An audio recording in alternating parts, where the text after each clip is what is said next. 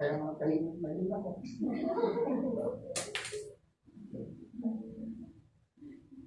Arvin! Walang sasagot.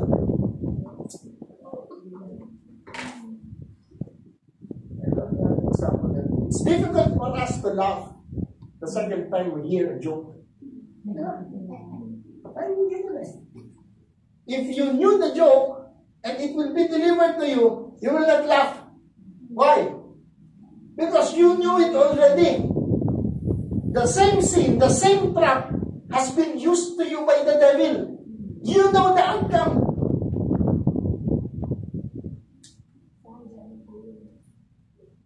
And we choose to do it again. Human tends to cry twice on the same thing rather than laughing on the same joke. Kalungan natin na yung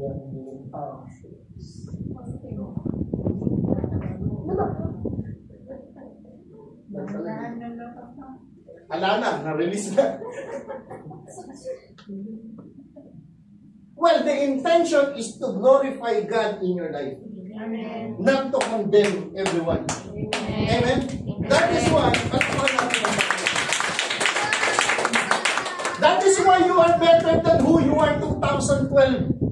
Than 2000, ang haba ng ano? Ang haba ng gap.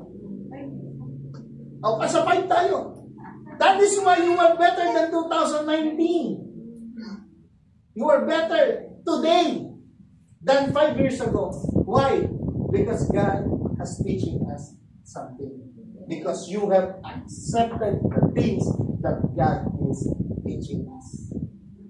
Yes, we will commit again mistakes and sins in life. Pero wala namang ulitan. Di ba? Amen? Amen. For those na-release na. Well, but that is, men, guys, brothers and sisters, sin, you will not be able to forget it. So, what are we going to do with it? Use it as a standard of living. Use it as a mirror. Oh, I am this 5 years ago. I know, I remember. I used to steal, I used to lie. Ano pa? Dalawa na lang.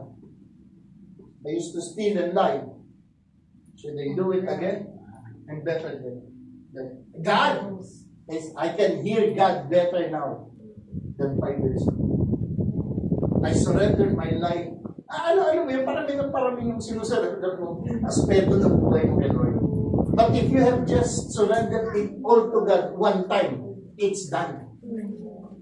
Now remember that there's always a blessing in obedience and a curse of disobedience.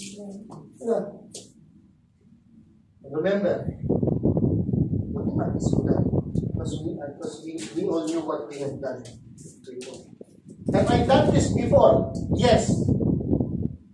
What are the cause and effect?